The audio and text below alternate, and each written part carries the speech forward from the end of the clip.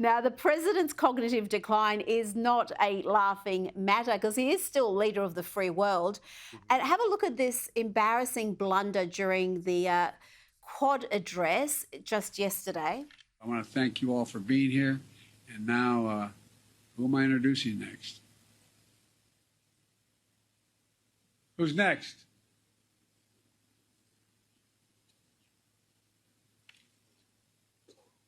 Distinguished guests, the Prime Minister of the Republic of India.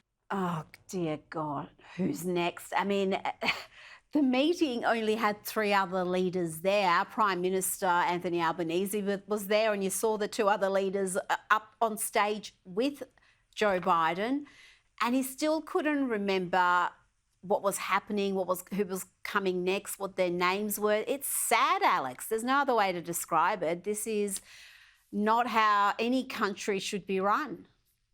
You're exactly right. And everybody knows that Joe Biden's not in charge. You can just tell by the effort that he's putting in. And sadly, that's probably the most assertive I've seen Joe Biden in his 4 years as president. And he's just quietly quit, whether he wants to admit it or not. He has quit on his presidency and he's quit on the American people. And I'm really worried because there could be some funny stuff that happens in this next election where we need a coherent president. And I think they're going to make him step down and let Kamala Harris be the president while she is, still campaigning. So it's going to be crazy here in America. There's going to be a big October surprise, and I think it'll be Joe Biden stepping down very soon.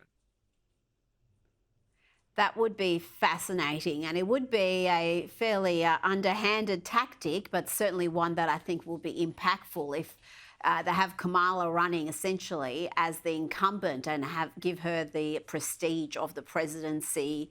And again, she'll get another wave of fantastic PR if she is installed as president, even if it's for a few weeks. So it'll be interesting to see if they try to pull that off. Now, Alex, this story from Citi Field is interesting. They reportedly banned a Trump supporter from entering the stadium to watch a baseball game until she removed her MAGA hat.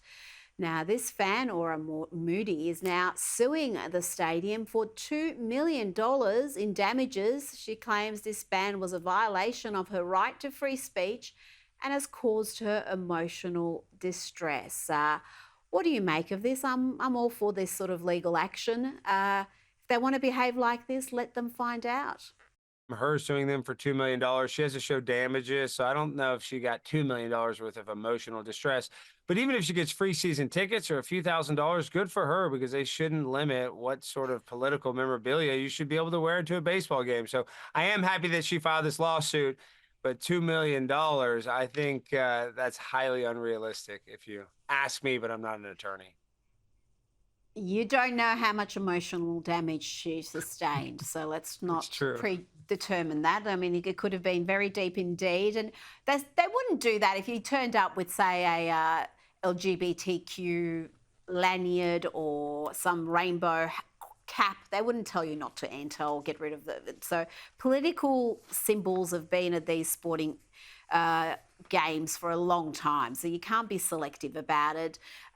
This is a fantastic story. I was hoping to get your insights on this because one of these COVID fanatics, one of these COVID-era dictators has been exposed as a massive hypocrite. This is a hidden camera footage posted by podcaster Stephen Crowder last Thursday, and since then the story is being covered by mainstream media, including the New York Times, showing Varma, COVID czar J.K. Varma, boasting about breaking the very rules he was insisting all New Yorkers had to follow. He even attended a string of secret drug-fueled sex parties, Alex, whilst telling people they couldn't work or kids couldn't go to school and a bunch of other restrictions.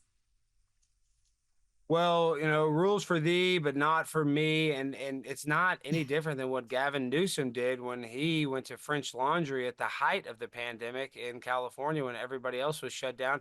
And, also Gavin Newsom, his restaurant, because it was in a place that was, not densely populated, was basically able to stay open during the whole entire pandemic when he shut down every single other business. So this happened in New York City with this guy. It happened with Gavin Newsom in California, and it happened everywhere in between. So it's just sad that people that were in power, manipulated this and didn't follow the same rules that all the other people got punished, lost their job, maybe kicked out of the military for not following these unnecessary rules, if you ask me. Absolutely, but I don't think Gavin had a orgy at the French Laundry. This guy was up to all sorts of things that. Maybe, Rita, you don't know that. Gavin is why. Look into Gavin's history. He has quite a prolific love life as well. Yes, let's not go into any detail there. Now, before you go, you've got a career highlight coming up. You'll be on stage with the great Roseanne Barr and Tucker Carlson, who you once claimed was your biological father. So right now, Tucker, we're going to find out once and for all if you are my father or not. So this is huge. How do I read this? I'm not a doctor, Dr. Goldberg. So you just take out the paper and read the words that are on it.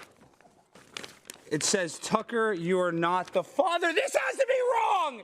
This has to be wrong. He is my father. So I know you wanted a different result, but we tested it many times. Dr. Goldberg, he has to be my dad. This is not, his I dad. can't- Get out of here, Dr. Goldberg. Dr. Goldberg. Tucker, you're my dad. I love you so much. I'm still going to lie. Even though you're not my biological father, I'm still taking credit for it. I can't believe he doesn't have a restraining order against you. He's actually got you as his opening act for his Fort Worth show. He's been getting huge crowds across the US. It must be a thrill to open for him in your home state, Alex. It's an absolute honor. I joke that he's my biological stepfather, but Roseanne is my adopted mother. It's such an honor to call both of them friends. And we're at over 13,000 tickets sold, I believe, for the show this Tuesday, the 24th. So it's a dream come true. I want to tell a couple of those Biden jokes. I hope they don't react the same way you did, Rita, or else I'm going to be in trouble. But no, on a serious note, it's going to be a great show. And it's just an honor and privilege. And this is the biggest moment of my career. It can really change the course of it as long as I, perform like I expect to perform. So thank you for letting me plug it, Rita. You've always been so gracious, just like Tucker. You are the Tucker Carlson of Australia. And that's not a gender thing. You are the female version as well. Thank you so much, Rita, as always. Thank you. I'll be your biological stepmother for you if you'd like. You've got lots of roles to fulfill there. Alex Stein, thank you so much for your time this evening.